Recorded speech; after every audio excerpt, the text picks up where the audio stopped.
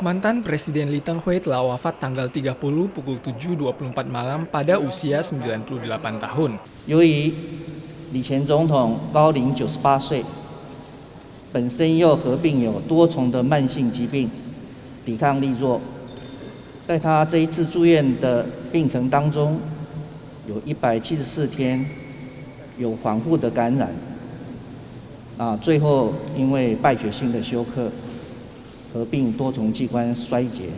Pihak keluarga memutuskan untuk mencabut alat respirator karena telah menggunakan obat antibiotik kuat.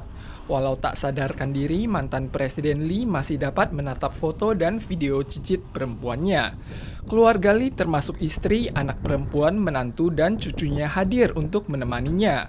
Para politisi turut menyampaikan bela sungkawa mereka. Lewat media Facebook, Presiden Tsai Ing-wen melukiskan bahwa negara kehilangan sosok pemimpin dengan wafatnya Lee. Tanggal 30 malam, jenazah Lee diletakkan untuk sementara di ruang pembeku rumah duka. Kantor kepresidenan akan mengadakan memorial di Taipei Guest House. Berbagai kalangan berduka atas wafatnya mantan Presiden Lee Teng-hui. Lee masuk dalam arena politik di bawah kepercayaan mendiang Presiden Chiang Ching-kuo. Beliau sempat menjabat sebagai wali kota Taipei, gubernur provinsi Taiwan, wakil presiden, dan presiden Taiwan pertama yang dipilih langsung oleh warga. 主政的这个过程，并没有经过流血啊，没有腥风血雨啦，却能够把一个几十年在台湾威权统治的党，让它走向民主。 Lee mendorong amandemen konstitusi sebanyak 6 kali untuk menyelesaikan revolusi tenang, termasuk penghapusan ketentuan sementara masa mobilisasi darurat, pembentukan pemilu langsung untuk presiden, dan mengakhiri masa kepemimpinan Assembly Nasional dan memimpin Taiwan beralih dari era otoriter ke negara demokratis, sehingga beliau mendapat julukan Bapak Demokrasi. 自由化、民主化的过程中，他的角色是最关键。可以说，台湾的白色恐怖是在李前总统任内终结的。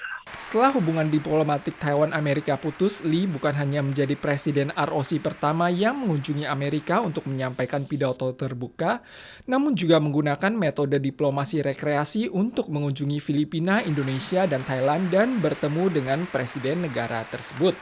Departemen Luar Negeri Amerika menyatakan ucapan bela sungkawa atas nama Menteri Luar Negeri Mike Pompeo dan memuji upaya revolusi Lee selama 12 tahun masa jabatannya yang menjadikan Taiwan sebagai negara demokratis saat ini. Wall Street Journal menyebutkan Lee sebagai sosok yang memberikan definisi baru untuk hubungan antar selat.